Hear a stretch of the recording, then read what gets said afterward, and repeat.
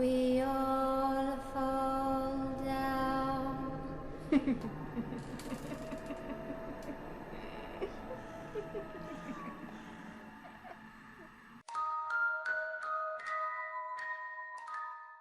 Bonjour à tous mes petits monstres. Juste avant que l'histoire ne commence, un petit mot rapide sur celle-ci. C'est juste pour vous prévenir que cette histoire est la suite directe d'une autre histoire, Les Titans des Profondeurs. Bon, cette histoire est un petit peu vieille maintenant, je pense qu'elle doit avoir 1 an et demi, 2 ans à peu près, je sais plus trop.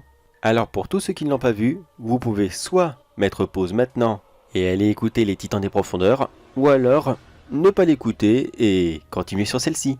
Bon, je vous cacherai pas que c'est bon, il n'y a pas de souci. Si vous ne voulez pas écouter les Titans des Profondeurs, c'est bon, il y a plus ou moins une petite explication dans celle-ci, donc ne vous embêtez pas mes petits monstres. Juste en cas où, le lien sera quand même dans la description de la vidéo. Et oui, je suis très nul pour faire de l'autopromotion. Allez, sur ce mes petits monstres, place à l'histoire.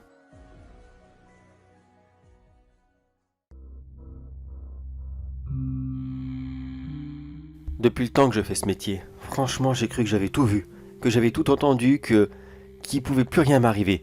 Qu'il pouvait plus rien avoir de spécial et comme quoi, on en découvre tous les jours.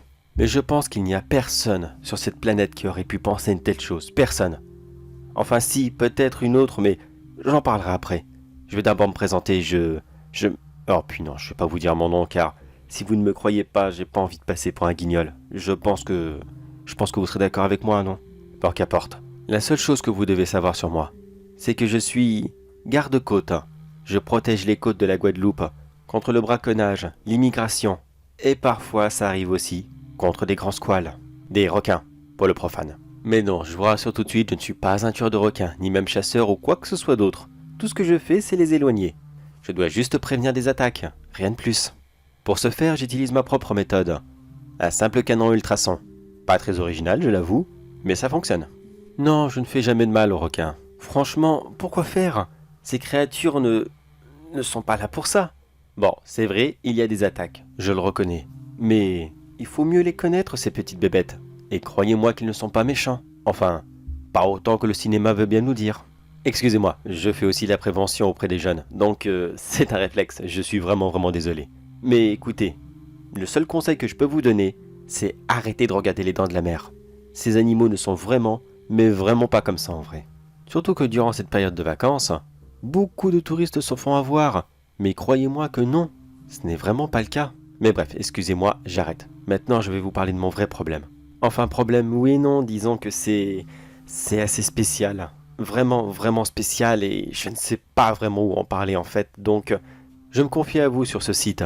On verra bien si vous me prenez pour un fou. Ça s'est passé il y a à peine quelques heures. Je m'apprêtais à faire une nouvelle plongée pour faire quelques inspections. Simplement vérifier quelques bouées ici et là. Vous savez, ce genre de bouées orange qui flottent et qui font un petit signal lumineux. Ils sont là pour avertir les bateaux et ils doivent impérativement fonctionner. Sinon, ça serait la catastrophe. Avant d'arriver sur place, j'étais sûr que c'était les ampoules. 95% du temps, ce sont les ampoules qui ont grillé et je dois simplement les changer. Mais pas cette fois-ci, non. Cette fois-ci, c'était plus complexe. Disons que la bouée en elle-même n'avait rien. Alors je me suis préparé à plonger et je le regrette encore. J'ai passé quoi 10 longues minutes à regarder ici et là si il y avait quoi que ce soit sur la bouée. Mais non, rien. Pas un impact. Pas une rayure, ni quoi que ce soit d'autre qui aurait pu expliquer cette panne. Je vous l'avoue, j'ai été très perplexe. Mais finalement, celle-ci a redémarré comme par enchantement. Pourquoi donc ? Eh bien, disons qu'il y avait quelque chose qui l'a gêné. Quelque chose de tapis sur le sable. Et qui a simplement commencé à partir. L'eau n'était pas très profonde. Il devait y avoir quoi 2 mètres grand maximum. Je n'ai pas très bien vu ce que c'était sur le coup. Je pensais à un genre de câble ou quelque chose dans le genre. Je me suis dit, quoi ? C'est ce machin-là qui a tout foutu en l'air ? Est-ce qu'il produit un champ électromagnétique ou je ne sais quoi encore ? Un peu perplexe devant cette trouvaille, j'ai décidé de le suivre. Juste par curiosité. Au pire, sur quoi je pouvais tomber ? Un voleur qui détournait l'électricité de la commune ? Dit comme ça, ce n'était pas spécialement méchant et encore moins dangereux. Alors je me suis permis de suivre cet immense câble, enfin, ce que je croyais être un câble au début. Cette chose, à ce moment, repartait tout doucement. Alors je me suis rassuré en me disant que, oui, ce n'était qu'un simple câble. Et pourquoi est-ce qu'il repartait doucement ? Eh bien, c'est parce que quelqu'un le moulinait. Vous voyez, il y avait de plus en plus de preuves qu'il s'agissait d'une activité humaine. Mais au lieu de voir un bateau ou je ne sais quoi quelques mètres plus loin, eh bien le câble partait de plus en plus loin, de plus en plus loin. Et là, j'avoue que j'ai fait une petite erreur. Moi-même, je suis parti très loin de mon bateau et jamais je n'aurais dû faire ça.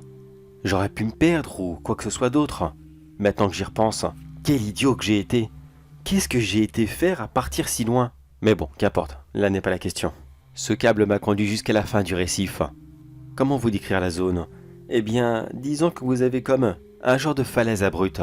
Le récif se trouve au-dessus, et dès que vous êtes au bout, eh bien, c'est les ténèbres, le néant. Mais non, je déconne, c'est juste les profondeurs. Mais quand vous êtes face à cette falaise, j'avoue que c'est très impressionnant. Mais moi qui ai l'habitude des fonds marins, je n'y descends jamais. Le câble est simplement tombé dans les profondeurs, et je ne l'ai pas revu. Oui, là c'était vraiment quelque chose de très très bizarre. Il n'y a aucun câble qui pouvait comme cela provenir de je ne sais où pour pouvoir trafiquer une bouée.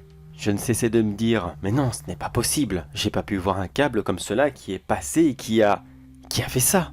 C'était sûrement autre chose. Mais quoi? Je n'ai pas attendu très longtemps pour avoir ma réponse, même si je n'aurais préféré ne jamais la voir. Je m'apprêtais à repartir quand je l'ai vue. Cette créature, elle était si grande, si immense. Bon sang, jamais je pourrais l'oublier, jamais. C'était un genre de... Comment on veut dire ça? Est-ce que vous voyez les calamars géants? Eh bien ça, mais en beaucoup, beaucoup, beaucoup plus grand. Il n'a absolument pas porté attention à moi. Il est simplement passé et je ne l'ai plus jamais revu. Cette créature devait mesurer au moins 50-60 mètres de long, minimum. Oui, ça aurait pu être le plus grand calamar du monde. Je le conçois. Il est vrai que j'aurais pu avoir la chance de faire la rencontre du plus grand calamar du monde. Mais seulement quelques instants après son passage, d'autres créatures ont suivi, tout aussi grandes que lui. Une baleine avec une bouche démesurée. Une autre avec des genres de bras. Oui, oui, des bras, exactement. Celle-ci s'agrippait à la paroi. Et elle avançait tout doucement, comme un enfant qui s'agripperait au bord d'une piscine. Et une dernière que je serais incapable de vous décrire, tant celle-ci était si bizarre. Ce défilé des monstres a duré plusieurs minutes. Le temps que chacun de ces colosses ne défile, il devait se passer quoi? 3 à 4 bonnes minutes entre chaque colosse. Quand j'ai eu assez de ce spectacle, j'ai décidé de repartir. J'en avais beaucoup trop vu pour toute une vie. Je suis retourné très prudemment à mon bateau. Hors des questions de faire du bruit ou du remous, si ces créatures m'auraient vu, enfin du moins remarqué, car je ne suis pas sûr qu'elles pouvaient me voir.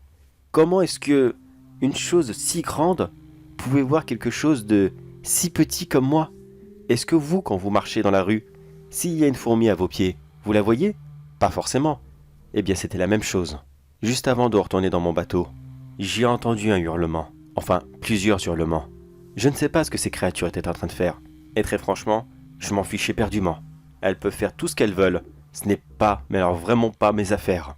J'aime le monde de l'Océanie. Ça, y a pas de souci. Mais c'est Titan.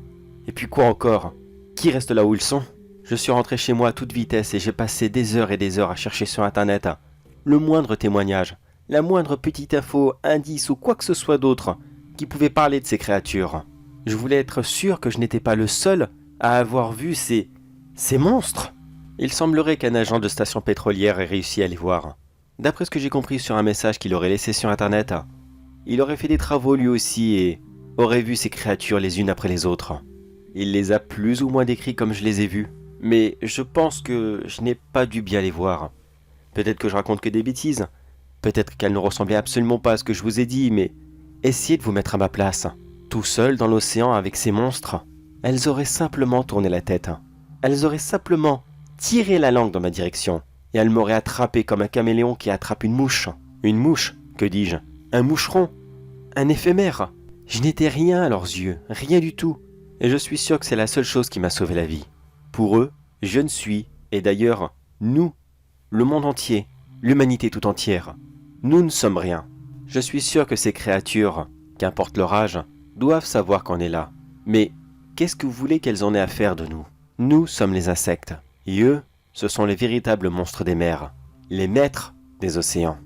Je ne suis pas là pour crier la fin du monde. Je ne suis pas là non plus pour créer une catastrophe, ni même un mouvement de panique général.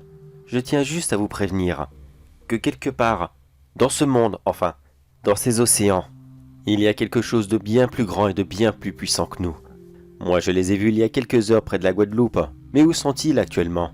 Et où seront-ils demain, la semaine prochaine, dans un mois, dans 100 ans? Si vous avez peur des monstres, faites comme moi et ne plongez plus jamais en eau profonde. Plus jamais. Restez le long des rivages et tout se passera bien. Ces créatures sont beaucoup trop grandes pour venir si près des côtes.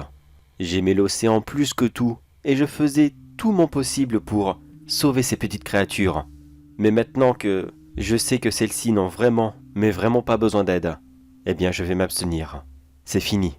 Pour moi les plongées en haute mer, c'est du passé. Je suis sûr que vous êtes en train de vous dire « Mais putain, qu'est-ce qu'il a fumé ce gars-là pour être aussi illuminé? Des monstres géants comme ça sous l'eau ?» Oui, je sais, c'est dur à croire, je le sais.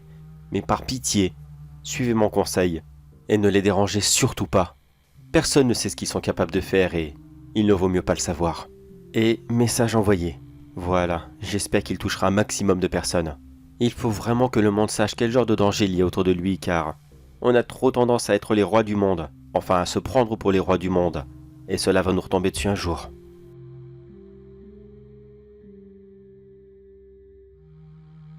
Et voilà, message supprimé. C'est bien mignon de vouloir prévenir le monde de l'existence de ces monstres marins, mais le monde n'est pas encore prêt pour connaître l'univers des SCP. Alors, monsieur l'expert des fonds marins, vous allez garder votre avis pour vous-même, et estimez-vous heureux qu'on ne vienne pas vous chercher.